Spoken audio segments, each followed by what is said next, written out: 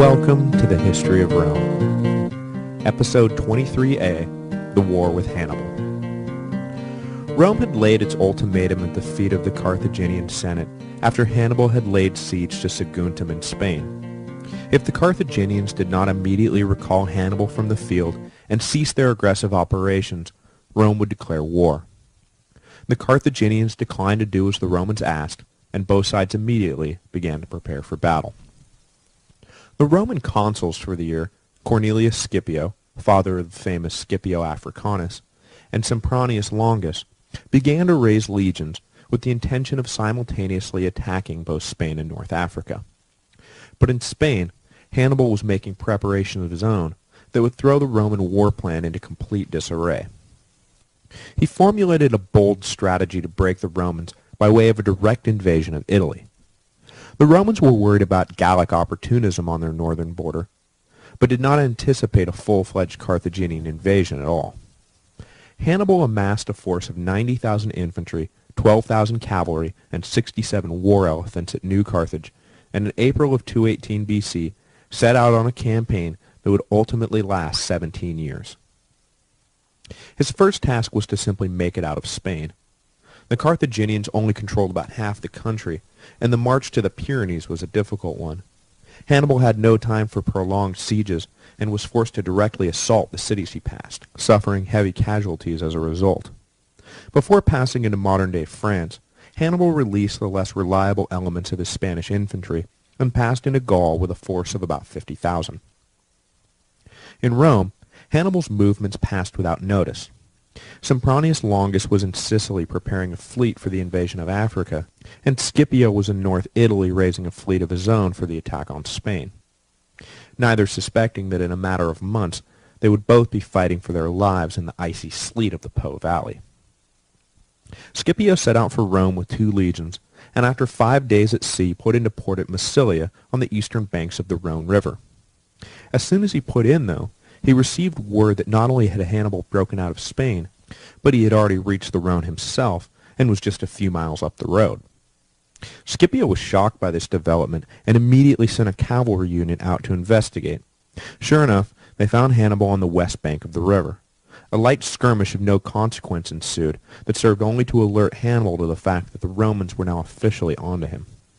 He moved with all haste to cross the 1,000-yard-wide river, and was not helped by the army of angry Gauls on the opposite shore, who were not inclined to allow this foreign army into their territory. But Hannibal, flashing the first signs of his tactical brilliance, lured the Gauls into a trap and broke them apart with little difficulty. The way clear, he quickly crossed the remainder of his army and marched on towards the Alps, which were the only thing standing between him and Italy. When Scipio arrived with his legions, the fires of the Carthaginian camp were still smoldering, but the army was gone. The consul decided against a pursuit, which would have taken his 2 legions into an unknown and unfriendly territory to catch a much larger Carthaginian army. The odds were against Scipio, so he made the decision to send the legions on to their initial objective in Spain, while he himself returned to Italy to brace the northern border for Hannibal's invasion. The Roman plan to fight the war in Spain and Africa would move forward, but Scipio knew that the war was about to reach an early decisive moment and wanted to be on hand to ensure a favorable outcome. Hannibal's passage through the Alps is one of the most famous events in world history, and with good reason.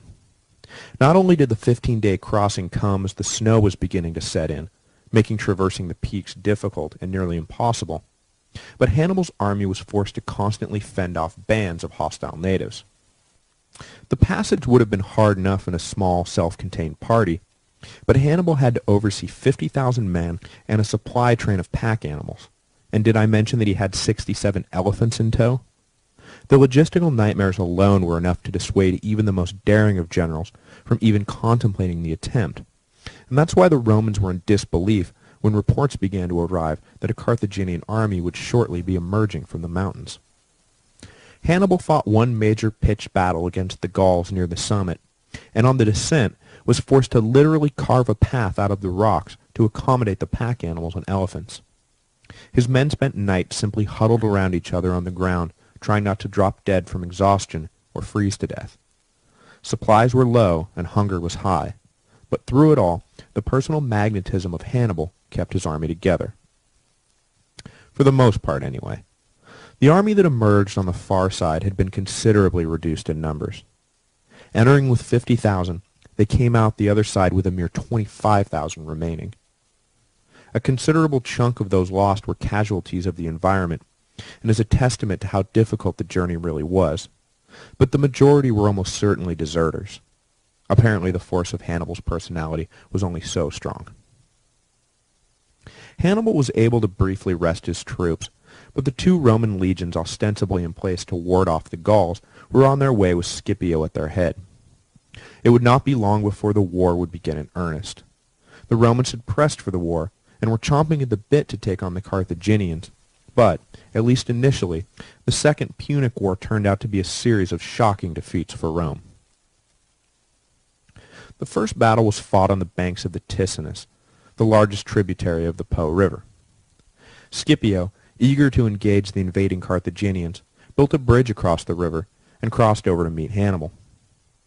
In the battle that ensued, the Romans matched up just fine with their infantry, but their cavalry was woefully inadequate in the face of their far superior Numidian counterparts.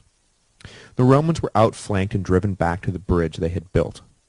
In the withdrawal, Scipio himself was wounded and was saved either by a slave girl or, as Livy recounts, his 18-year-old son, Scipio Africanus.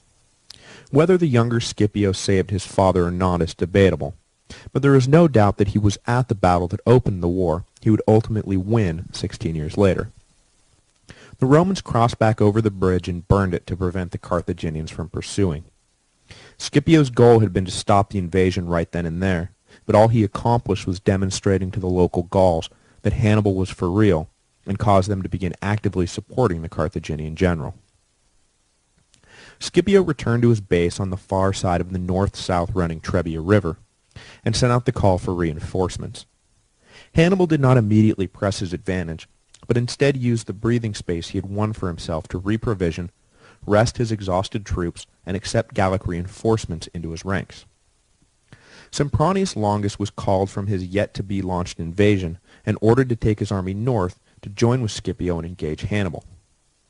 It would be another decade plus before the Romans revisited the idea of invading Africa. The next month, Longus arrived with his army and combined it with the existing troops. Scipio cautioned rushing out into battle, having seen firsthand what a devastating force Hannibal was in the field.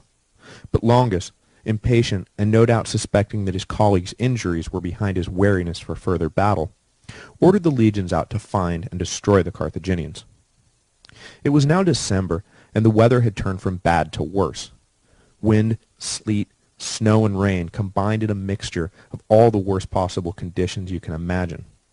The kind of weather that makes you not even want to check your mail, let alone fight a war. But Sempronius Longus was determined to end the invasion before the next consular elections. And just as in the case with Regulus in the First Punic War, the pressing need for battle was driven more by personal vanity than careful calculation. Hannibal played the Romans like a fiddle, and he manipulated Longus into a battle in which the legions were in the worst possible position to win. Catching wind of the change in leadership and the impatience of the newly arrived consul, Hannibal baited the Romans into a trap. Early in the morning of a particularly horrible day, Hannibal sent out a large contingent of his cavalry to attack the Roman camp. As soon as they appeared, Longus ordered the full force of his infantry out in pursuit. This hasty decision left the Romans without something Hannibal had hoped to deny them, a good warm breakfast. The Romans essentially rolled out of bed and charged off to fight. Compounding their hunger, Longus ordered them to immediately cross the Trebia, which in December is a swollen and freezing river. When they reached the other side, they found Hannibal waiting for them at the head of a well-fed, dry army. And as if this wasn't bad enough, Hannibal had hidden 1,000 cavalry behind an outcrop of rocks and brush. The Carthaginians drew the soaking and exhausted Romans away from the river, and as soon as there was enough space, Hannibal ordered the hidden troops onto the Roman rear. The battle was an unmitigated disaster for Rome. The only thing that allowed them to even salvage their dignity was the unquestioned superiority of the legions as a fighting force. About 10,000 managed to break through the Carthaginian line and make for Placentia, but the rest of the army was destroyed, either caught between the two Carthaginian lines or killed trying to recross the Trebia. Sempronius Longus escaped with his life, but left his reputation lying dead on the battlefield. Rome was now in a complete panic. According to the frantic rumors, the Carthaginians would come pouring into the city in a matter of days, and nothing could stop them. But luckily the winter, despite Hannibal's cunning use of the weather to his advantage, was no time to launch a siege of Rome. And besides, launching a siege of Rome was not what Hannibal had in mind anyway. The Carthaginian army settled in for the winter, and the war was put on hold until the following spring. When spring arrived, the Romans raised fresh legions and sent them out to man the frontier and prevent Hannibal from making it any further south.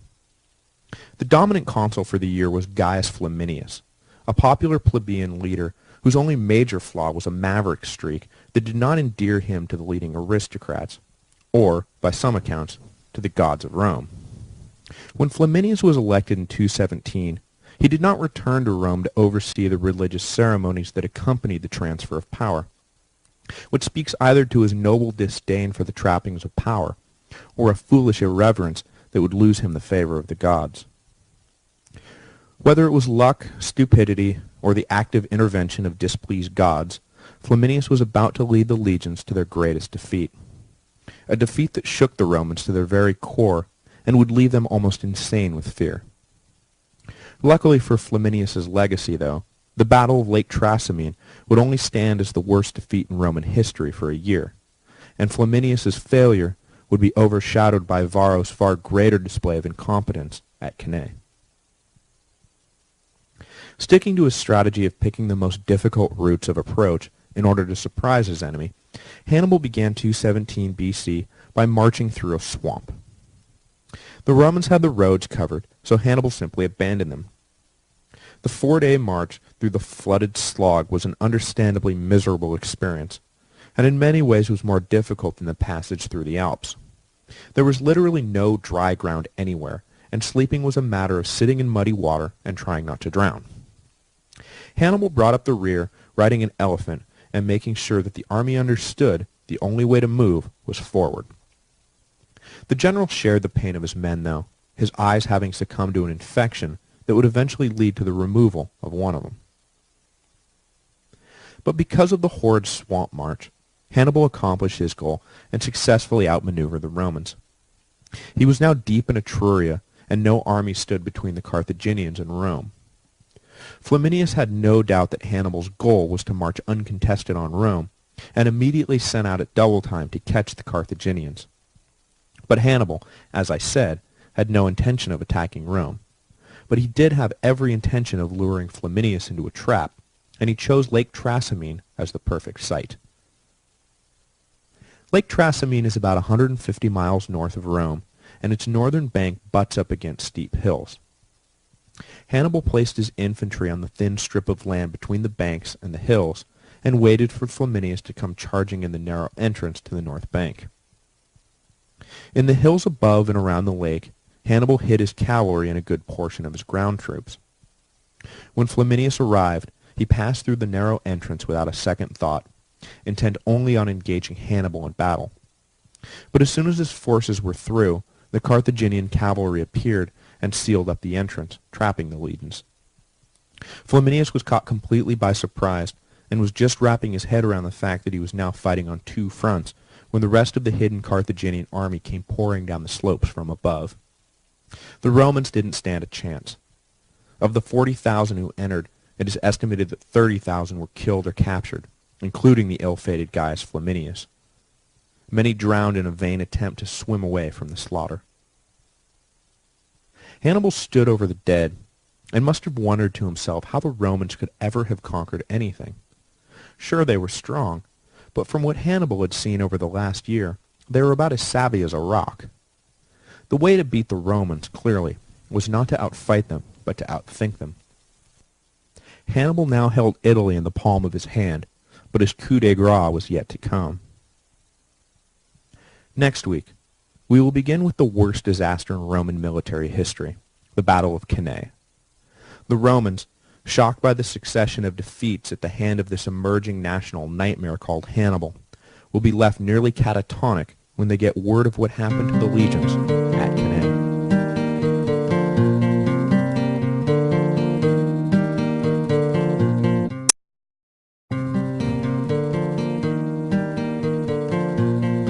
Hello, and welcome to the History of Rome, Episode 23b, The War with Hannibal.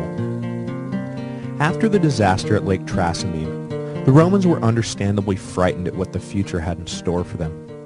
Every army they threw at Hannibal met with total destruction, and their once unshakable sense of invincibility had now been thoroughly shaken. It would only be a matter of days, it seemed, before the Carthaginian army would march on Rome and conquer the once mighty city. Optimism was in short supply, and lamentation flooded the market. In this depressed state, the Romans turned to an old psychological defense mechanism one last time to see them through the dark days ahead: the dictatorship. Unused since the First Punic War, and avoided in general since the heady days of the Samnite Wars, when a dictator seemed to be appointed every other year, the people of Rome turned their fates over, once again, to a single man. This time, the reins were handed to Quintus Fabius Maximus, the well-respected head of the well-respected Fabii. There would be one or two more temporary dictatorial appointments in the years to come, but the reign of Fabius Maximus would mark the effective end of the office of dictator. It was through no fault of his own, however. Rather, the office was rendered impotent by the people of Rome and fell into disuse. But it was Fabius who kick-started the demise of the dictatorship by ignoring the will of the people and acting like, well, a dictator. Fabius Maximus had a plan. It was not a popular plan. It was not a plan to win the war.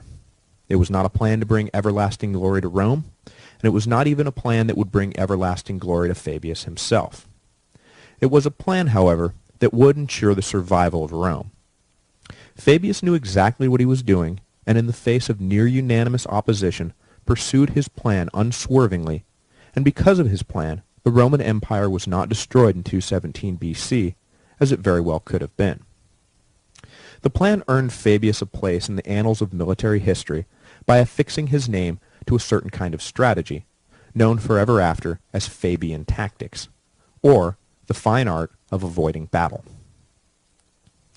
Fabius had watched with horror as the consuls of the previous years had been goaded into pitched battles at the time and place of Hannibal's choosing. The Carthaginian general had shown a singular ability to exploit the aggressive nature of the Romans to his own advantage. Fabius was determined not to make the same mistake. If he was going to fight Hannibal at all, he was not going to let the Carthaginian dictate the terms. But Hannibal was too savvy himself to be drawn into a battle he had not carefully orchestrated, so the upshot of Fabius's plan was that the two armies studiously avoided one another. But unfortunately for Fabius, studiously avoiding conflict was anathema to the Roman character. It was as if, in an effort to rejuvenate the Catholic Church, the College of Cardinals had elected an avowed atheist. The two just don't mesh well with one another. But whatever the merits of Fabius's plan, the outcry against him was immediately deafening, and many began to look to Fabius's master of horse, Marcus Rufius Minucius, for deliverance from what they saw as intentional cowardliness. Hannibal was laying waste to the countryside, and here Fabius was sitting on his hands and letting it go on. The only person who seemed to respect what Fabius was doing was Hannibal himself. When Fabius was dispatched against him, the Carthaginian general had attempted to set the legions up for defeat as he had done so easily before, but Fabius never bit at the traps. This left Hannibal in the driver's seat, and he pillaged the countryside with impunity, but it also left him without the opportunity to really lay a killing stroke on the Romans. Sure, he was causing a lot of havoc, but no matter how hard he tried to bait Fabius, the legions remained just out of reach and intact. The average Roman may not have fully understood what Fabius was doing, but the psychological benefit of simply keeping an army in the field was enormous. Days and months passed without news that yet another Roman army had been destroyed. Whether they appreciated it or not, Fabius was rebuilding Rome's confidence. The chorus against Fabius only grew louder as Hannibal, cunning as he was in politics as well as war, ordered that lands owned by Fabius be spared in the general pillaging, immediately leading to suspicions that Fabius had made a secret deal with Hannibal. But there was no deal, and Fabius, now and forever after nicknamed Fabius the Delayer, was simply biding his time until the right set of circumstances presented themselves. And when Hannibal marched his forces into Campania, Fabius saw his chance. It was only the genius of Hannibal, combined with a little luck, that saved the Carthaginian army from a decisive defeat by the Fabian legions. Without going too much into geography, the large valley of Campania has 8 passes big enough to allow an army the size of Hannibal's to march through. 5 of them were either held solidly by the Romans or lay behind the unfordable Volturnus River, leaving 3 possible exits for Hannibal from Campania. He had gone into the valley as part of his strategy to peel off Rome's major allies. The great city of Capua had risen to be the second strongest in Italy behind Rome, and Hannibal believed there was a good chance he could flip Capua. And indeed, he would eventually succeed in his mission, though the Capuan revolt would not prove as decisive to the war effort as Hannibal had hoped when it finally occurred. The Carthaginian army, having entered Campania, proceeded with their standard MO of terrorizing the countryside, but before they knew it, Fabius had moved the legions into each of the 3 escape routes, trapping them in the valley. Hannibal knew he had been outmaneuvered, and racked his brains trying to think of a way out of the trap. One night, a few hours before dawn, Roman sentries spotted a mass procession of torches and immediately raised the alarm.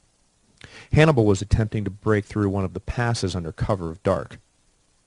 The Roman troops rushed out, determined to prevent Hannibal from escaping, but in so doing they left the pass wide open, and when they reached the alleged column of troops and found only oxen with lit torches tied to their horns, they realized the enormity of their mistake.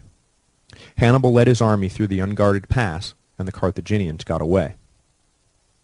After this setback, Fabius was recalled to Rome to account for himself. The tribunes hurled every insult in the book at the dictator, and convinced the people to support an unprecedented measure, the elevation of Minucius to co-dictator. This extra-legal solution was the death knell of the dictatorship as an effective office. The whole idea behind the dictatorship is that one man should have the final say over all policy without right of appeal. By elevating a co-dictator, the entire premise of the office was lost for good. If a dictator could be so easily rebuked by the people, then what good was even having one? You may as well just have 2 consuls. The semi-magical spell of dictatorial infallibility had been broken for good, and not until the time of Sulla 200 years later would the concept of dictator reappear with any real meaning. Minucius took command of half the army, and marched towards Hannibal with typical Roman aggression. But, like all his predecessors, Minucius was outmaneuvered by Hannibal, and the legions under his command were almost wiped out. However, the much-derided Fabius, who watched from the nearby hills, decided he could not allow Minucius's forces to be destroyed, and against his better judgment, ordered his troops to the rescue of his beleaguered colleague. The addition of Fabius's troops turned the tide, and Hannibal was forced to withdraw. Minucius, humbled by his experience, immediately placed himself back into a subordinate position to Fabius. And the rest of 217 passed without any major battle. Fabius, despite persistent calls for his head, had managed to lead Rome through an entire year without a major defeat. Rome, however, would not learn from Fabius's success, and clamored for leaders who would take the fight to Hannibal.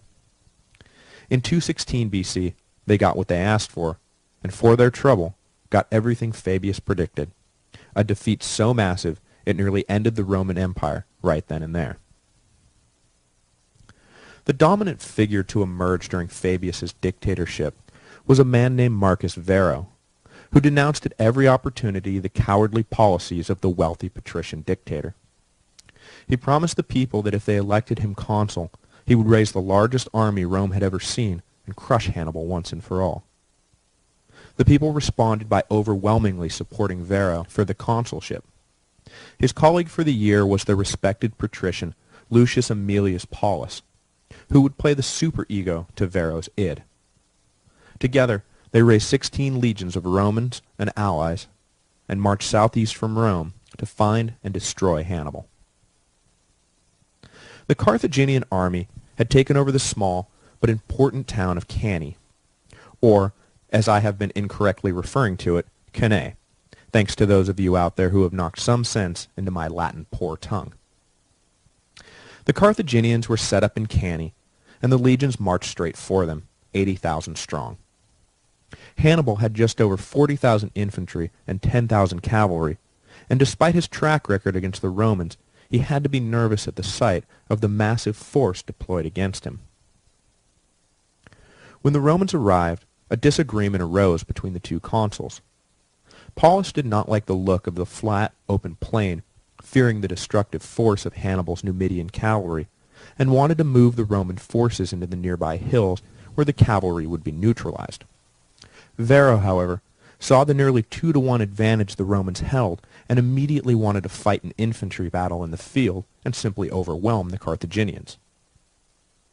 When two consuls are present at the same site, there were two ways of dividing the command equally between them. One was to divide the army in half and give each consul total discretion over his half of the army. And the other, in force at Cannae, was for each consul to have total discretion over the whole army every other day.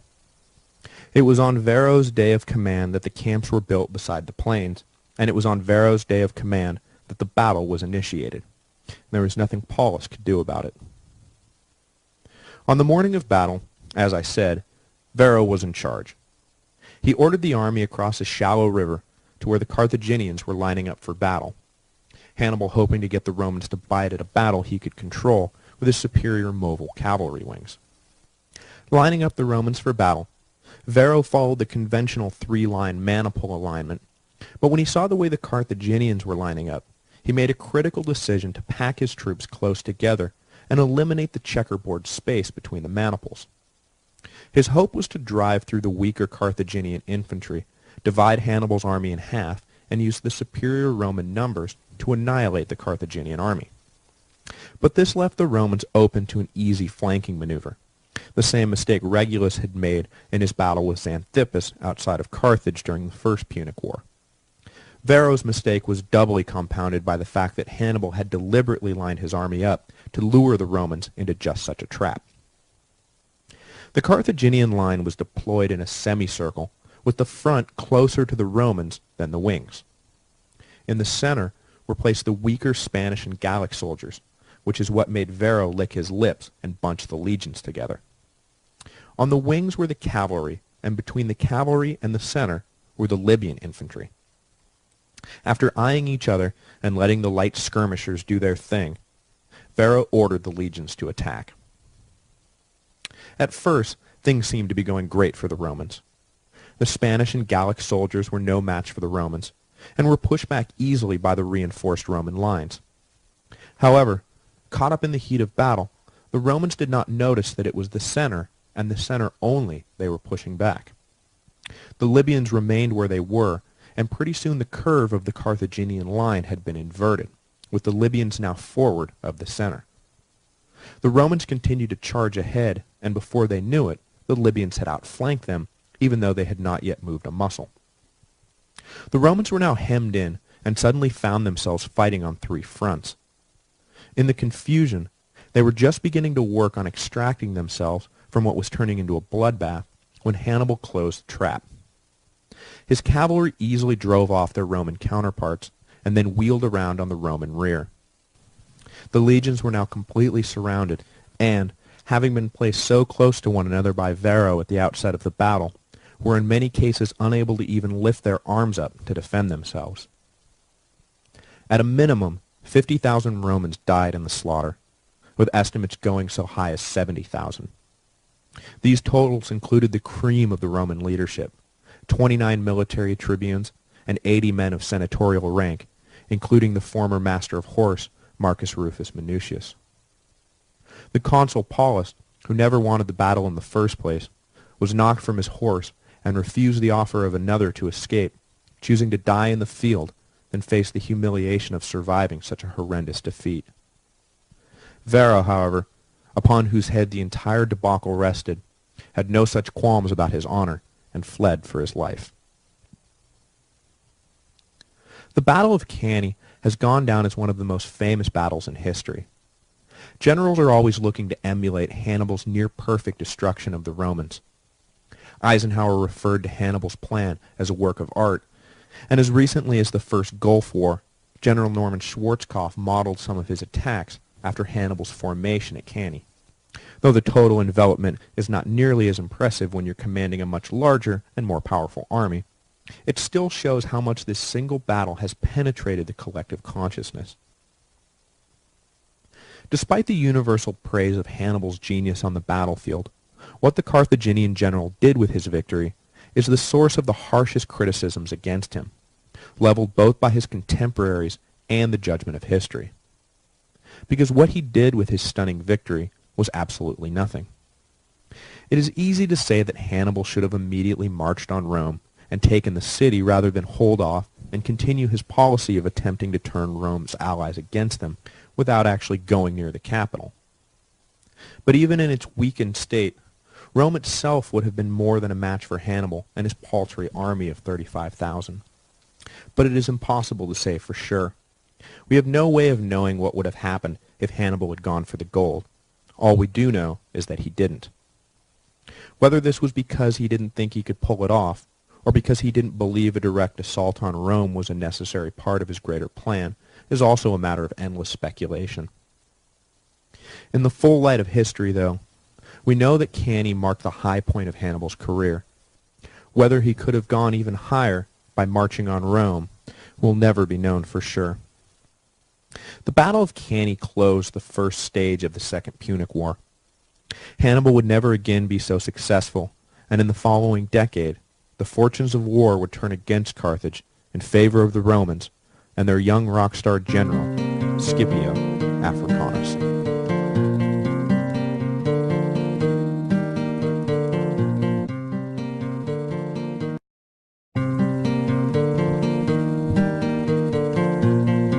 Hello, and welcome to the History of Rome.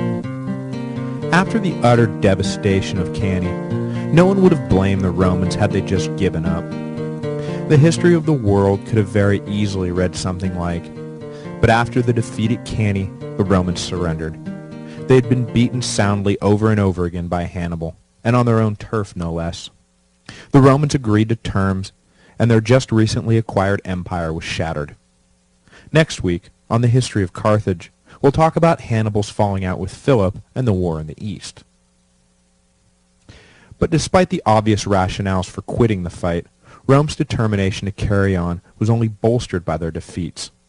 The old Roman obstinacy was back with a vengeance. That special blend of honor, pride, and masochism that had seen the Romans through so much would see them through this, their darkest hour, as well. That is not to say the Romans proceeded through their trial unchanged. On the contrary, the early years of the Second Punic War fundamentally altered life in Rome. It was simultaneously and paradoxically a time of both democratization and consolidation of power in the hands of the elites. Popular agitation and rival political factions had sent out field commanders with diametrically opposed aims, and the confused Roman strategies had been easily exploited by Hannibal. The case of Fabius and Minucius presaged the much greater catastrophe that befell Varro and Paulus. But after Cannae, the Senate took control of the war, intent on prosecuting the conflict with something resembling a consistent strategy. The tribunes and the popular assemblies were shut out. The need for quick and coherent policies made the slow-turning wheels of democracy not just obsolete, but dangerous. The passions of the mob had sent Varro riding off to an ill-conceived battle that nearly destroyed the empire. The Senate was dead set against letting that sort of thing happen again. The elite seized control, and for the most part, the people were content to go along. But at the same time the seizure of power was going on, the opportunities for political advancement had never been so readily available. The sons of the great patrician families were strewn across the battlefields of Italy. These young men, who would have filled the leadership positions for a generation, were all dead now. Rome needed praetors and aediles and military tribunes. Anyone, patrician or plebe, who showed a little initiative and bravery was liable to find himself given commands he otherwise could never dream of. The Second Punic War was, by necessity, a time of great turnover in the leadership class, and it was based, again out of necessity, on merit rather than blood. During this period the cream rose to the top, and Rome was well served for embracing the transition. So yes, the elites took control, but it was a merit-based elite, open to all. Despite the plausibility that some in Rome would have been more than willing to talk peace with Hannibal, the histories don't mention any internal conflict over what to do, even to vilify some chicken-hearted minority who wanted out of the war. It seems that on the subject of surrender, the Romans were of one mind, and they weren't about to do it. So they re-raised legions from their seeming endless supply of manpower, though, admittedly, it was not as easy as before. They had to both lower the youngest eligible age and raise the oldest eligible age, and, in an unprecedented move, purchased 8,000 slaves from their various citizen owners and enrolled them into an army of their own under the command of Tiberius Sempronius Gracchus, the great uncle of the famous Gracchi brothers, who we will get to in a few weeks. Hannibal's response to his smashing victory at Cannae was, as I said last week, to do nothing. He did not march on Rome and really force the Romans to think about what they were doing. Instead, he returned to his strategy of cutting the Romans off from their allies. And across the extended communication lines of the Mediterranean, Hannibal stayed in contact with his brother Hasdrubal in Spain, and they agreed that Hasdrubal should continue to press against the Romans in Iberia to prevent those stationed there from returning to Italy to fight. The hope was to make the Romans fight for their territory outside of Italy, while Hannibal made them fight on the peninsula itself. The Carthaginian brothers hoped to split the attention of the Romans in order to conquer them. Retaking Sicily in particular burned in the minds of both, as their father had been forced to leave the island not, as the brothers believed, because he had been bested in the field, but because he had been abandoned by Carthaginian politicians. The history of the stabbed-in-the-back theory stretches, as you can see, far back into antiquity. And in 216 BC, just after the Battle of Cannae, fate stepped in to deliver the island to the Carthaginians.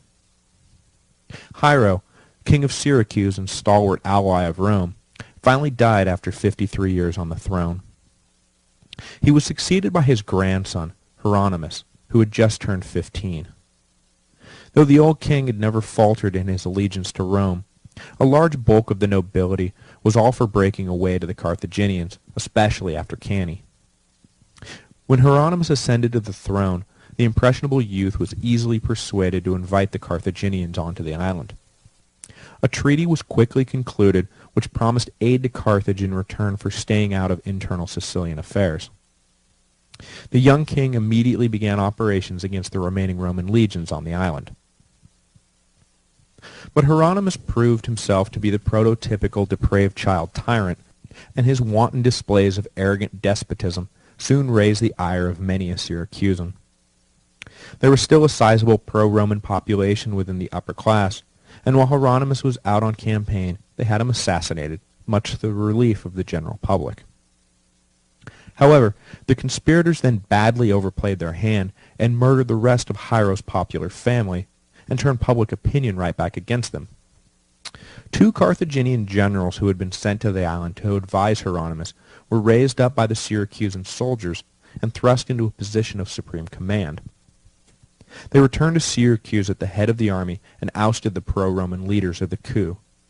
Suddenly, just like that, a pair of Carthaginian generals were in control of Syracuse, and Sicily was back in the hands of Carthage, just as Hannibal dreamed it would be. News of this unexpected and fortuitous turn of events was music to the ears of Hannibal in Italy and Hasdrubal in Spain. While Hannibal marched south to try and break the already shaky Roman legions of Magna Graecia, Hasdrubal attempted to coordinate a campaign against the Scipione brothers. Publius and Gnaeus Scipio, the father and uncle of Scipio Africanus, however, were proving to be more than a match for the Carthaginian army sent against them in Spain. Though Hasdrubal was ostensibly in overall command there were 3 Carthaginian armies in the field, and each general had his own idea about what ought to be done and who ought to receive the glory for driving the Romans out of Spain.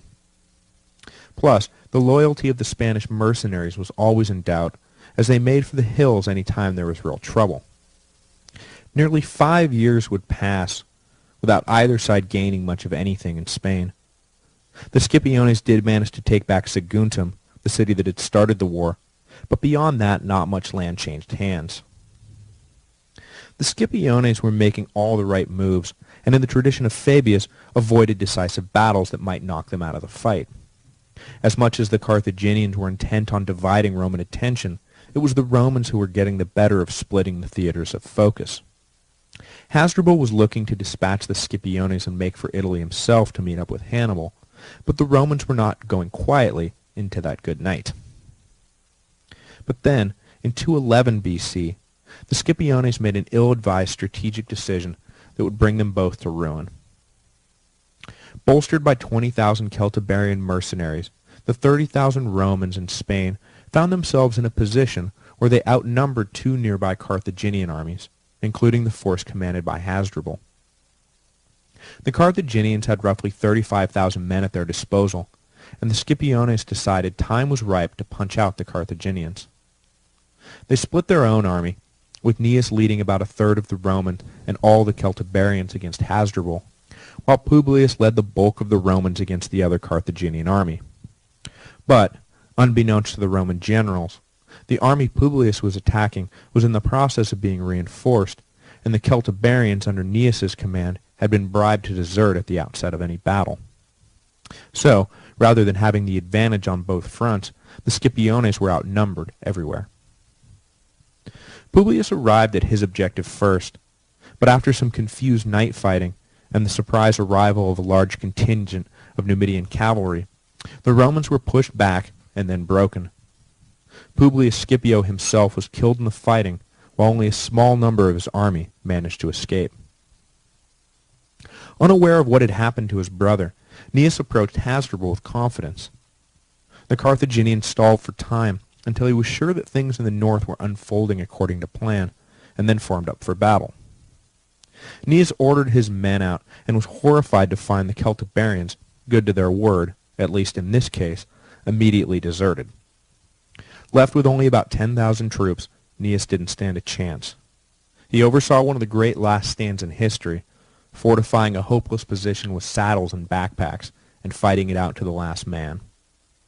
In the span of a few days, both Roman commanders and the bulk of the legions in Spain lay dead, and 5 years of careful campaigning had been for naught. Now I know what you're thinking. How is it that the Romans lost every decisive battle and still managed to win the war? Well, I'll tell you. They didn't lose every decisive battle in the war. In fact, at the same time the Romans were losing in Spain, they were winning in Sicily. Back on the island, the Romans sent Marcus Claudius Marcellus to reinforce the 2 legions already stationed on the island at the time of Hiero's death. These numbers included the survivors of Cannae, who were forced to serve in exile in Sicily without leave or any hope at all, really, of returning home. Broadly speaking, the troops who survived Cannae did their best to die in battle, where they could at least reclaim some of their lost honor. Marcellus's orders were simple. Take back Sicily, and regain control of the vital food supplies Rome needed to survive, with Hannibal off ravaging the Italian countryside. Marcellus immediately ordered a siege of Syracuse. The city had yet to be taken by an invading army, and had repelled all comers quite handily over the years. But Marcellus was intent on conquering the unconquerable city. His first attempt, though, failed spectacularly, just as had all the others. The ace in the hole of the Syracusans was their great mathematician, physicist, astronomer, inventor, and all-around super genius, Archimedes, who designed a number of defensive weapons for the city to help repel invaders. For the current war effort, Archimedes had designed grappling hooks that could be lowered from the walls and effect risk-free devastation on Roman naval assaults, as well as catapults that launched ridiculously sized boulders at the Romans with ease. It should come as no surprise to anyone that the great scientist died at the hands of a Roman soldier after the city was taken. Repelled in his initial assault, Marcellus settled in to starve the city out. 2.5 years would pass before the stalemate was broken. A group of pro-Roman nobles slipped through the lines and arranged to betray the city into Roman hands. The Romans timed an attack to coincide with a local festival, and managed to scale the walls and take control of most of the city before they were detected. The Carthaginian generals in charge retreated behind an inner wall, holding up in the citadel of the city. Another stalemate ensued. The Carthaginians attempted to relieve the city by sending a number of fleets, but a combination of foul weather and Roman interference kept most help away. To make matters worse, a plague swept across Italy in 211 BC, decimating the Carthaginian army looking for an opportunity to aid the Syracusans, and bringing those trapped inside to their knees. After being abandoned by the Carthaginian generals, those still holding out inside the city surrendered, and Marcellus claimed Syracuse for Rome. Then, in an uncharacteristic display of barbarism, Marcellus turned his troops loose on the city, with permission to haul off anything they could. It was in the course of this looting that Archimedes was killed. The sack of Syracuse shocked even the Romans, who still looked with reverence on the great Greek city, and were horrified to hear how poorly its citizens, art, and treasure had been treated. However, they were not so torn up that they did not celebrate an ovation for Marcellus upon his return to Rome. So we'll leave Rome on an upbeat this week, after ending the last 2 episodes with devastating Roman defeats. Even though they had lost the initiative in Spain, they had turned the situation in Sicily around and secured most of the island once again for Rome. Next week, we will return to Italy and trace the movement of Hannibal during these years, and follow the Romans as they followed Hannibal around, and flip back cities Hannibal had flipped to the Carthaginian cause. There were few out-and-out battles between the two armies, just a lot of territory swapping and internal political machinations between rival factions inside the Italian cities. We will also introduce next week young Scipio Africanus, who would take command of the situation in Spain and attempt to avenge his father's defeat there. Only 25 at the time, he was given the command at this unprecedented age, not because he displayed any great ability or seemed to be the savior of Rome, but rather because he was the only one who volunteered for the job.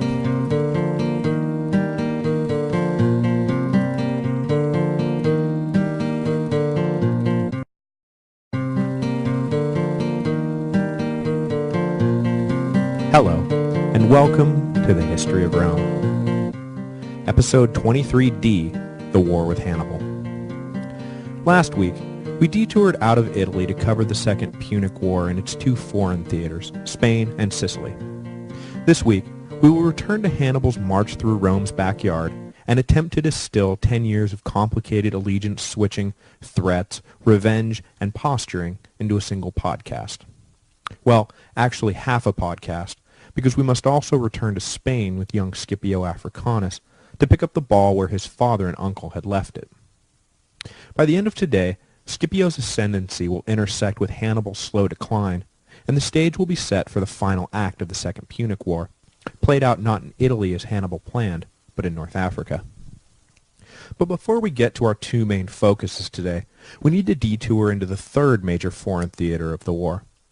Though critically important to the war effort, the struggle with the Macedonians in the east has thus far received little attention, because for the most part it featured Greek allies fighting on behalf of Rome, rather than the Romans themselves, and also because the war in the east served mostly to keep Philip V out of the war, rather than unfolding as an integral part of that war. Though inextricably linked to the war with Hannibal, the First Macedonian War was, in many ways, a completely separate animal. It is important not so much in the context of the Second Punic War, but as a stage setter for the next 50 years of Roman history, which will revolve around the Roman conquest of Greece. Not long after Cannae, Hannibal and Philip V of Macedon signed a formal treaty with one another and pledged mutual support against each other's enemies. Philip was the young leader of a newly resurgent Macedon, who had visions of reuniting Greece under Macedonian rule, as his namesake Philip II, father of Alexander, had done. Rome, which had played no part in Philip II's calculations, now loomed large in Philip V's. The Romans were already entrenched in Illyria, and despite their claims of merely temporary occupation, they showed no signs of leaving. After the disaster at Cannae, Hannibal made formal overtures to the Macedonian king, and Philip accepted at once. The deal would leave Philip in control of Rome's eastern territory when Hannibal inevitably won the war, and provide Philip a steady Carthaginian supply line for his planned move against the rest of Greece. It also cemented a mutual sphere of influence that allayed both sides' fears of territorial encroachment.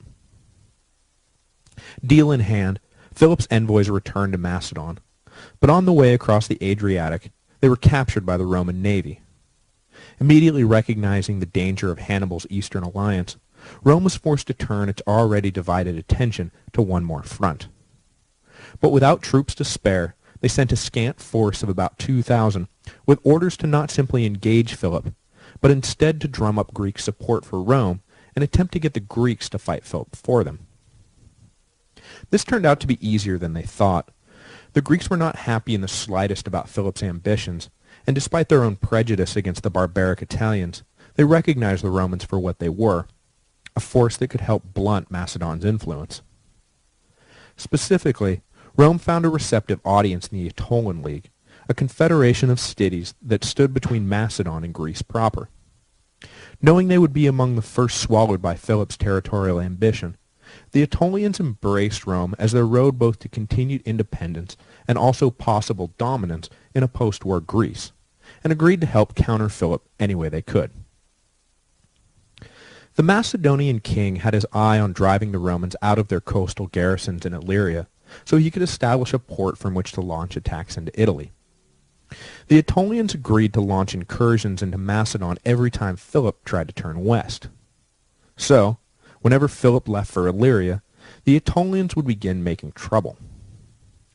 The 10-year War of Skirmishes is today, in the context of Roman history, called the First Macedonian War, but that makes more of it than it really was.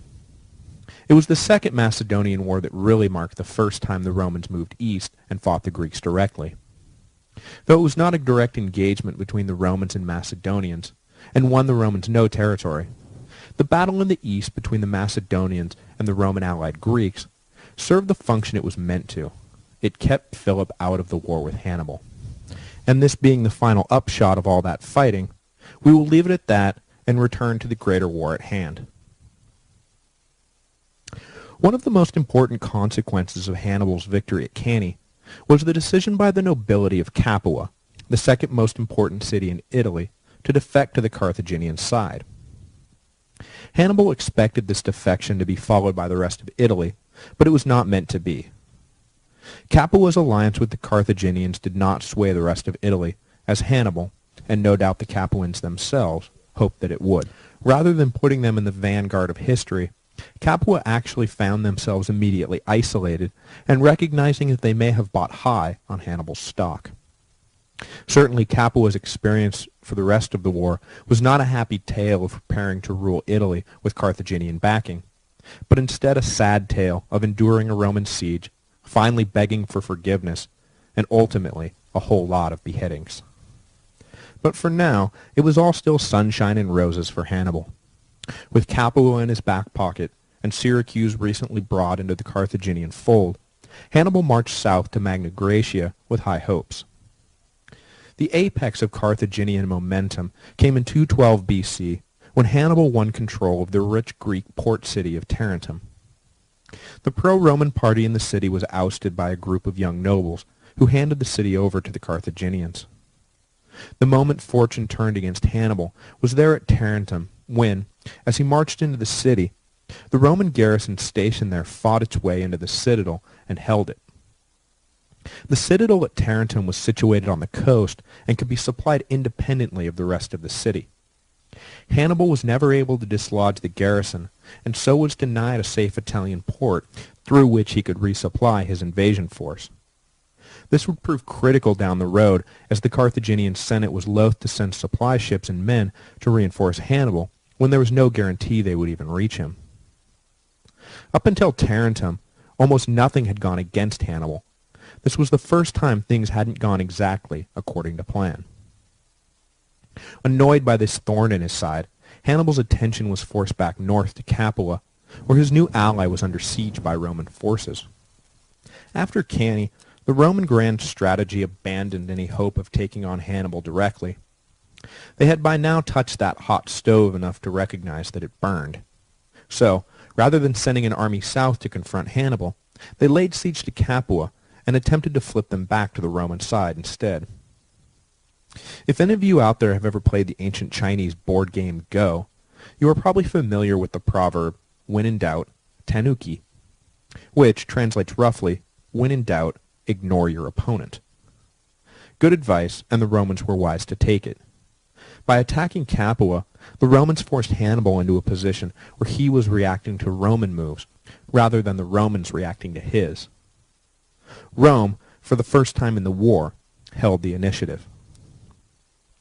Hannibal attempted to respond in kind to the Romans by embracing the concept of tanuki himself, and rather than making for Capua, he drove instead for the one city he had studiously avoided, Rome itself.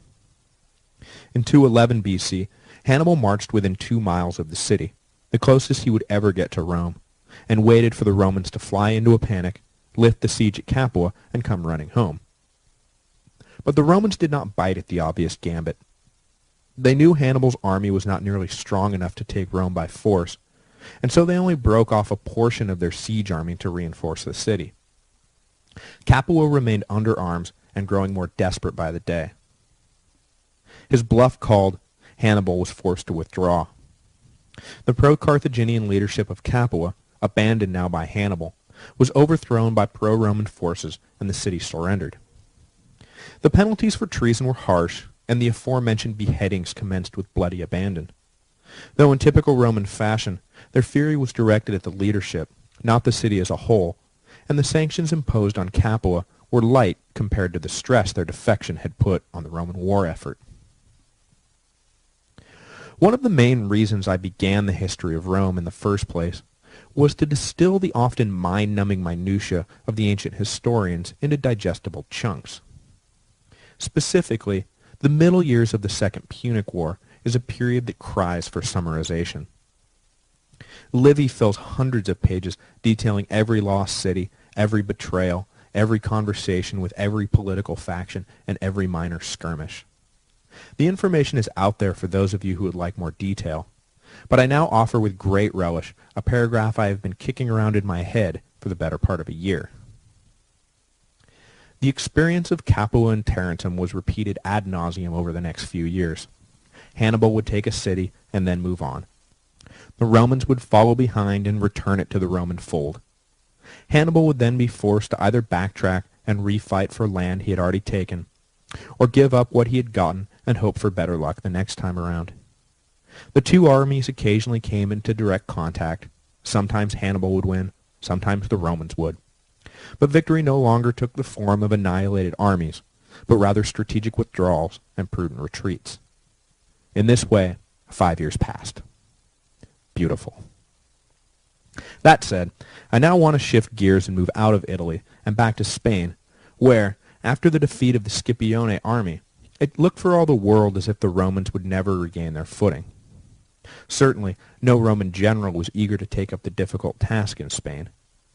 All that remained in Iberia was the bare remnants of the defeated legions, a horde of Carthaginians and hostile Spanish tribes. Officially, Rome had no intention of giving up in Spain, but practically speaking, they were about to do just that. Into this leadership vacuum stepped a young man, Scipio Africanus, who was destined to become a towering figure in Roman history. In the lineage of truly great Romans, the short list begins with Romulus, passes to Camillus, and then passes to Scipio, perhaps the greatest of them all. It was not until Julius Caesar 250 years later that Rome would again see a man with the stature of Scipio Africanus. Now, of course, he was not called Scipio Africanus at this point. He was still simply Publius Scipio, son of Publius Scipio the Elder. He would not earn the cognomen Africanus until after he returned from Zama, having won the Second Punic War for Rome. But that was still a ways in the future. At this point, he was an untested youth of barely 25, who impetuously stepped forward into the Senate and offered to take up the command in Spain if nobody else would. The Senate was not crazy about the idea, but under the circumstances they figured they had nothing to lose.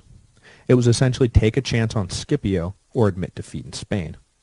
So to Scipio went the command. Now it was not just his youth that worried the old Roman guard, but the personality of Scipio in particular.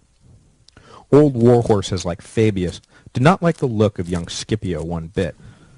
For one thing, he had, horror of horrors, long hair like a woman. For another thing, he had a distressing habit of talking as if he personally spoke to the gods and was acting on their behalf. In later years, he would often return from long strolls and announce battle plans as if they had been given to him by Mars himself. Finally, and most troublesome of all to the keepers of tradition, traditions Scipio seemed to delight in flouting, he was enormously charismatic. Scipio represented a changing of the guard, and despite his success, or perhaps because of it, he was looked upon with real fear by his elders.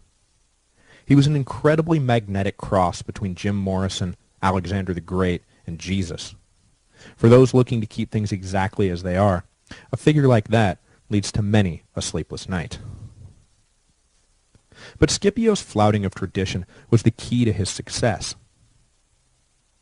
He and old Fabius agreed on one thing, however. The Roman legions, presently constituted, were no match for the Carthaginians.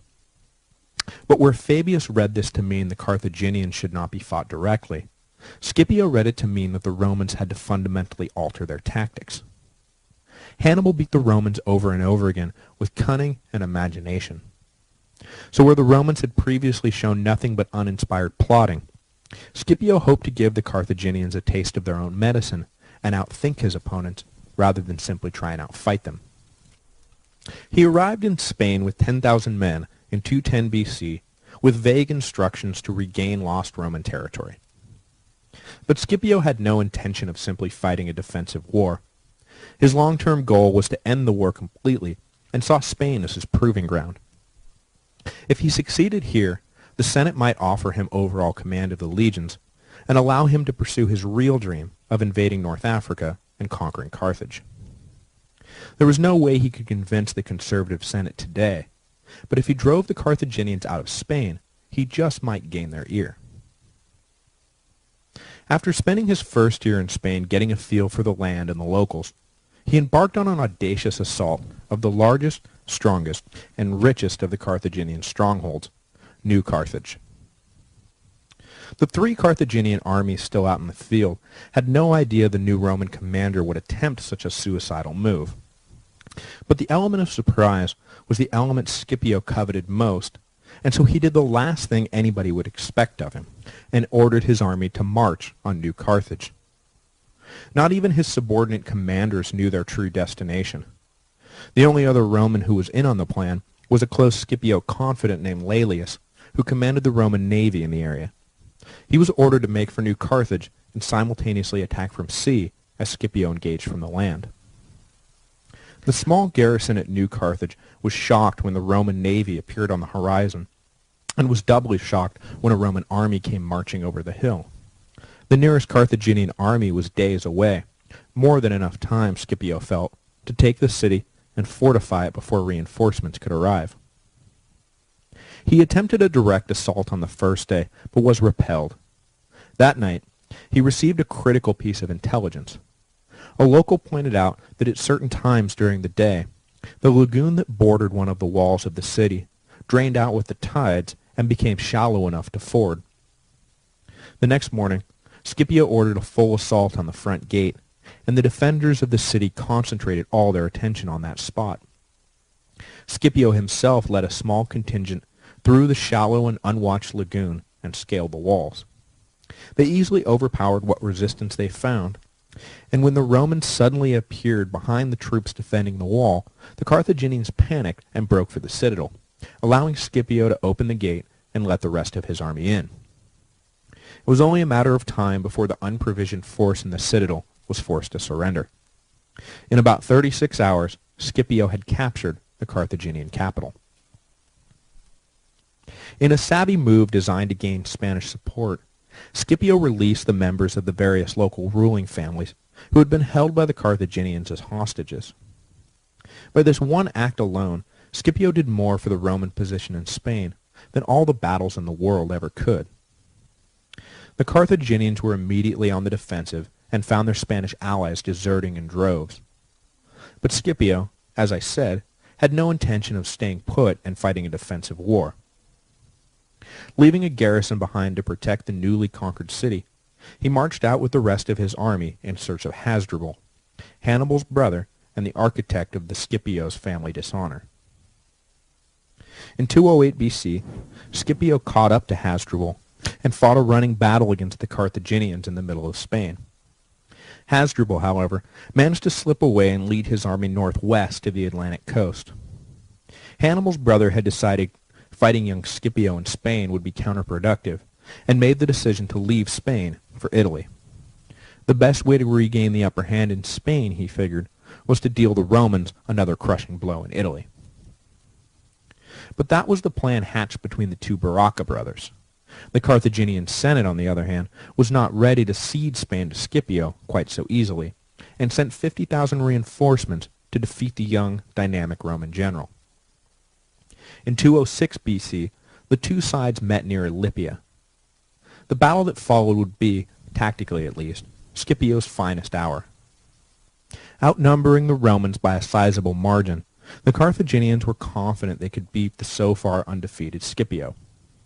But the Roman general, taking a page from Hannibal's playbook, employed a clever trick that turned a long-shot win into an easy victory. Each morning, the two sides would line up for battle and wait for the other to make a move, and each day neither would budge and the day would pass without a battle. When Scipio deployed his troops, he concentrated the core of the legions in the center and placed his Spanish allies on the wings. The opposing Carthaginian general got used to this formation and placed his strongest troops in the center and his own weaker Spanish mercenaries on the wings. On the morning Scipio had decided to fight, however, he switched things up. But first, he took revenge on the Carthaginians for the Roman defeat at Trebia, a battle Scipio was very likely at. He ordered out his cavalry early in the morning to attack the Carthaginian camp. In a reverse of the previous battle, this time it was the Carthaginians who were roused from their beds and forced to charge out without a good breakfast. They formed for battle in the usual line, but the Romans, as I said, switched things up. Scipio put the Spanish in the center and deployed the legions on the wings. When the Carthaginian general did not notice the switch, Scipio knew victory was his for the taking. He waited most of the day while the Carthaginians suffered, hungry and tired, under the hot afternoon sun, and then ordered the attack. The Roman wings led the charge, easily destroying the overmatched opposing Spanish wings. The Libyans and Carthaginians at the center of the other army suddenly found themselves flanked on both sides by the Romans. In the confusion, they didn't even charge forward to attack the Roman center, made up of the weak Spanish mercenaries, where they may have won an escape route. Instead, they stayed put and were caught in a pincer. The only thing that saved them was that the weather turned ugly and rain turned the field into a mud-clogged morass. The Carthaginians were able to escape, but their will was broken. Hannibal pursued the fleeing army and destroyed them a few weeks later. When Scipio entered Spain, the Carthaginians controlled practically the entire country. But now the Romans were the undisputed masters. Carthaginian influence in Spain was over, and in a few years hence, the Great War itself would be over as well. Scipio now had all the clout he needed to take his master plan to the Senate.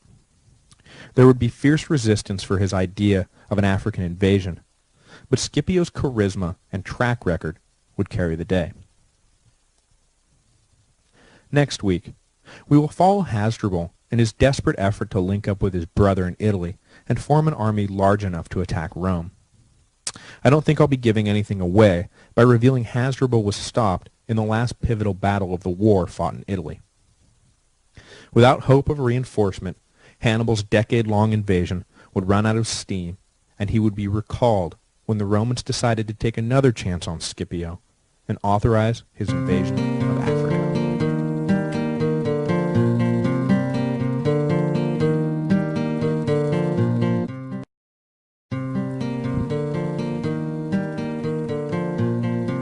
Hello, and welcome to the History of Rome, Episode 23E, The War with Hannibal.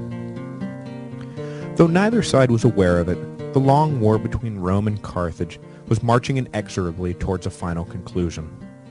For the Romans, the scourge of Hannibal seemed a virus they would never be able to purge from their body.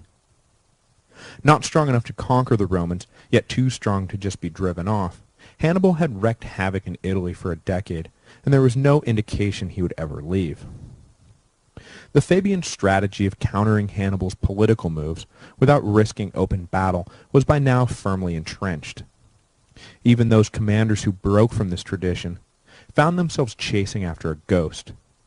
Hannibal would never fight a battle not of his own devising, and stayed forever one step ahead of Roman pursuit. Hannibal himself knew that things could not go on like this forever. The Carthaginian Senate was growing weary of the war. Supplies and reinforcements were produced in ever-shrinking amounts after ever more cajoling. If things kept going in this direction, Hannibal would find himself isolated in enemy territory, abandoned by his country. It was fast turning into a replay of his father's war in Sicily. Hannibal could see the writing on the wall. He did not have the money or manpower to launch a decisive offensive, even if the shell-shocked Romans still went to bed in fear of the Carthaginian army pouring through the gates while they slept. But entering 207 BC, the 11th year since Hannibal had left New Carthage for Italy, the Carthaginian commander still had hope of a successful conclusion.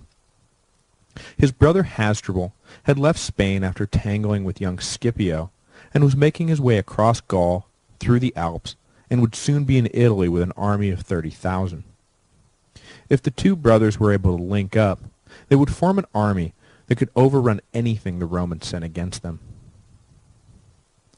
The Romans were not ignorant of the threat they faced from this second invading army. When Hasdrubal passed into the Po Valley, he was immediately shadowed by two Roman legions, led by one of the consuls for the year, Marcus Livius. Livius kept to the high ground, not having enough troops to openly confront Hasdrubal, but hoping to at least forestall the Carthaginians if they attempted to move further south. Hasdrubal, knowing there was no army in the area who could match him, moved confidently through the Italian countryside, picking up Gallic allies and waiting for word from his brother on where to meet up. The other consul for the year, Gaius Claudius Nero, was encamped with his army some 250 miles south, keeping watch on Hannibal. He knew that neither his army nor Livius's in the north could halt the movement of the Carthaginian armies they each shadowed. Only if they were able to concentrate Roman force against one or the other would they hope to prevent the disaster of a combined Carthaginian army. So Nero made a snap decision and embarked on an incredibly risky adventure. Leaving a token force in camp to keep up appearances, he ordered the bulk of his army out in the middle of the night and force-marched them north to link up with Livius and hopefully annihilate Hasdrubal before Hannibal caught wind of the plan. Roman luck held, and Nero was able to close the 250-mile gap in a mere 7 days, with his troops left behind tending multiple fires and manning round-the-clock guard duty, so Hannibal would believe a full Roman army was still encamped. Nero linked up with Livius and marched his troops into his colleague's camp at night. Though the Romans tried to keep this arrival secret, word soon leaked to Hasdrubal of the numerically superior enemy he now faced, and he attempted to withdraw, making his way along the Metaurus River. The two consular armies took off at once in pursuit, and were soon able to trap Hasdrubal's tired army against the river. The battle that followed turned from an equal engagement into a rout, when Nero led a portion of his troops around behind the Carthaginians and surprised their rear. Hasdrubal, knowing the end was near, charged out into the middle of the battle and died fighting. The hope of a Carthaginian super army died there on the banks of the Metaurus. Hannibal's last best hope to conquer the Romans died with it. The Romans were ecstatic at the news. It was the first major battle in Italy the Romans had actually won. And to young Scipio, returning from his command in Spain, word of the victory was music to his ears. The high spirits of his countrymen and low threat level now posed by Hannibal produced the exact psychological environment Scipio needed to ensure a receptive audience for his plan of a North African invasion. In 205 BC, Scipio went before the Senate and pitched his idea. The time had come, he argued, to return to the original strategy abandoned at the outset of the war. The fight had to be taken to the Carthaginians. Hannibal would not be driven off by direct action. The only way to be rid of him was to attack Carthage and force the Carthaginian Senate to recall Hannibal to protect the mother city. But Scipio was not without detractors in the Senate, chief amongst them old Marcus Fabius, now 70 years old. What Scipio pitched was the exact opposite of everything Fabius stood for. The old warhorse argued that with Hasdrubal's defeat, the Romans should stick with the limited objective of resecuring the Po Valley and continuing the war of attrition against Hannibal, that though lacking the flash of Scipio's bold plan, had proved so successful. Generational tensions played out, with Scipio accusing old Fabius of being too cautious and stuck in his ways, and Fabius reminding young Scipio that had it not been for caution, Rome would have fallen a decade earlier. But the aura of Scipio carried the day, and, with reservations attached, he was more or less given the go-ahead for his invasion. The young Roman general embarked for Sicily, where he began to make his preparations, building a fleet and gathering troops. Of vital importance was a mission he assigned to Laelius, the naval commander who had been in Scipio's confidence at the siege of New Carthage. The most formidable part of the Carthaginian army, everyone knew, was the Numidian cavalry. They could not be matched in speed or skill, and as long as they remained in the opposing line, the legions would always be in danger. Scipio knew something of North African politics, though, and hoped to turn a clear weakness into an advantage. Laelius's mission was to sail to North Africa and turn the Numidians to the Roman side. The Numidians, you must understand, were not Carthaginians. They were a client state of Carthage and had long chafed under Carthaginian rule. Though the leadership seemed more or less content to stick with Carthage, there was an undercurrent of dissatisfaction that always threatened to come to the surface. In North Africa, Laelius made contact with the exiled Numidian prince Massinissa, who had fought against Scipio in Spain, and confirmed that he was ready and willing to lead his followers in revolt, both against his own king and the Carthaginians. In the years to come, Massinissa would remain a staunch ally of Rome, matching in many ways the friendship of Hiero. Certainly in longevity, a young man at the time of the Second Punic War, Massinissa would reign over Numidia for 50 years, nipping in the bud any trouble posed to the Romans from Africa. Scipio sailed for North Africa in 203 BC with a force of about 35,000. His aim was to end the war or die trying. When the Romans landed, they immediately swept through the land west of Carthage, taking prisoners and sacking towns. Scipio had his eye on the major city of Utica, and in the autumn of 203 he besieged the city. The Carthaginians sent a massive army against Scipio, reportedly in excess of 70,000 troops, to drive the Romans off. Scipio prudently withdrew, and, to throw the Carthaginians off, he opened peace negotiations. While the talks commenced, though, Scipio scouted his enemy and formulated a plan to beat them without having to take the field against a far larger army. The fake talks concluded. Scipio sent a portion of his troops back to Utica to feign a return to the siege. However, while the unsuspecting Carthaginians slept, content to arise the next morning and overwhelm the Roman pest, Scipio dispatched the bulk of his army towards the enemy camp. Under cover of darkness, they started fires all over the camp and waited by the exits. The alarm was raised, and when the panicked soldiers came pouring out of the gates, they were slaughtered by the Romans. Those who were not killed by the Romans died in the fire. It was a horrible and bloody affair, but just like that, Scipio had destroyed most of the Carthaginian army in North Africa. The Carthaginians regrouped, however, and made one last go of it. But at a place called Great Plains, Scipio routed them, and Carthage found itself suddenly without an army in the field, not unlike the Romans had found themselves after Cannae so many years before. At this point, the Carthaginian Senate was left with no choice. Hannibal had to be recalled. Envoys were sent to Italy in 202 to bring him back. With tears streaming from his one good eye, Hannibal reluctantly ordered his army to board the ships sent to retrieve them. After 16 years, the death of his brothers, and an endless series of maneuvers designed to bring the Romans to their knees, he was being pulled out of Italy no closer to his goal than when he started. His life's work had been for naught. It was an exhausted and psychologically wounded Hannibal who returned to North Africa. He would fight bravely there, and no historian faults any of the decisions he made while battling Scipio. But clearly the imaginative genius who had so flummoxed the Romans early in the war was gone.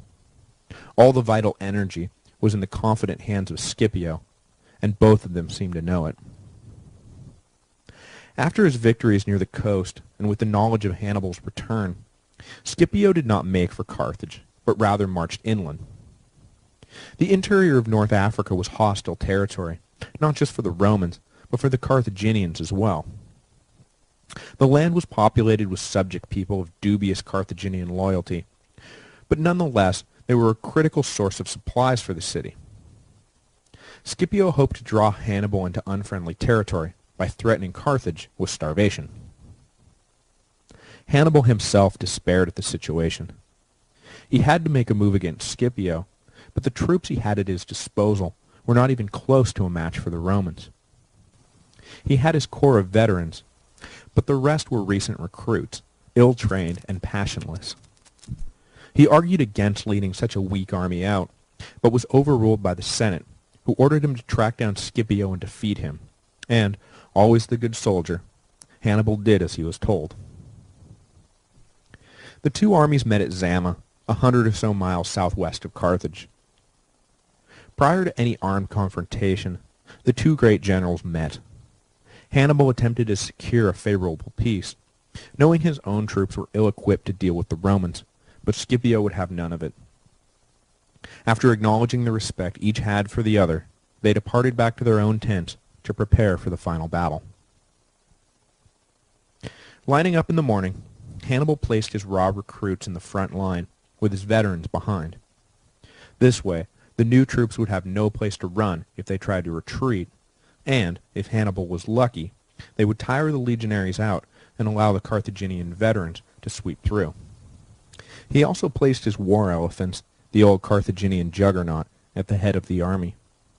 But Scipio was well prepared for the elephants and positioned his men so that lanes were open all the way through the lines. When the elephants charged, they passed by harmlessly. The battle begun. Rome scored a victory that had eluded them the entire war. Massinissa's allied Numidian cavalry was able to drive off their Carthaginian counterparts, suddenly leaving Hannibal, rather than the Romans, without support. Just as he predicted, the experienced Romans cut through Hannibal's new soldiers, but a total rout was prevented by the strength of his veterans, who blunted the Romans' advance.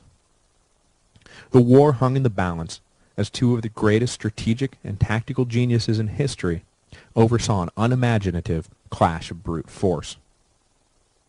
When the Roman cavalry returned to attack the Carthaginian rear, the battle turned decisively against Hannibal. His army was broken, and the great Carthaginian general was forced to withdraw in defeat. The Battle of Zama was over. So too was the Second Punic War.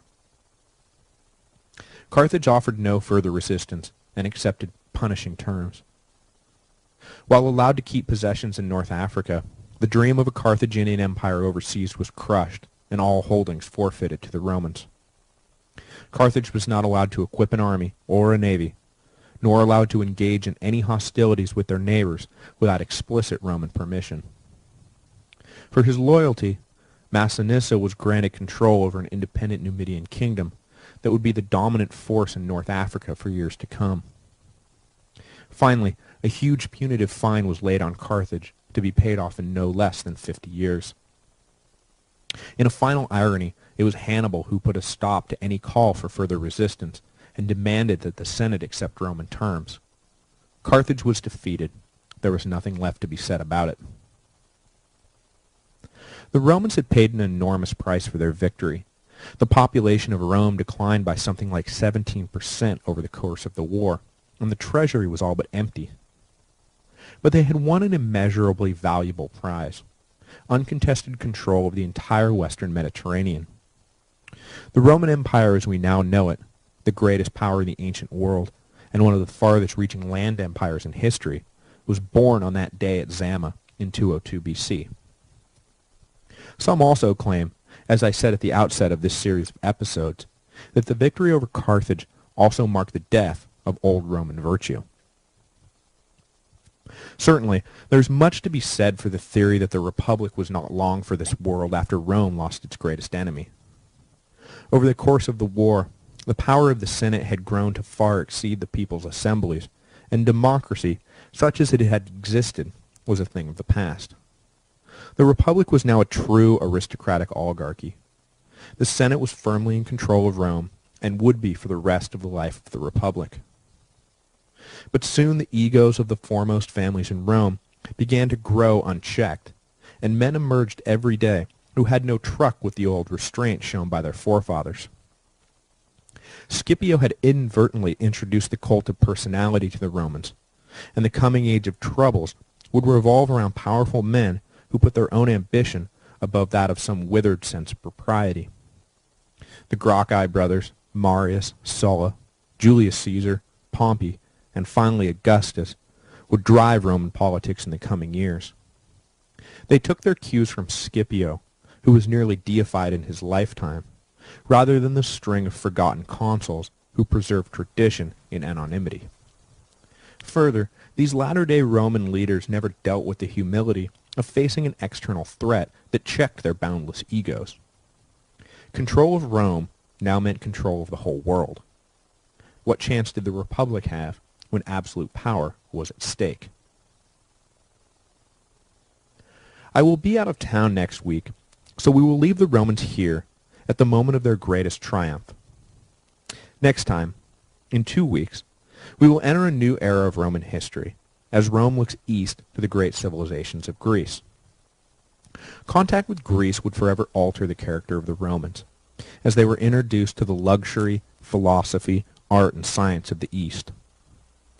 The marriage of East and West would be proposed on the battlefield, but it would be consummated in the minds of the victorious Romans, who became open to ideas that would have made their frugal and virtuous ancestors shudder.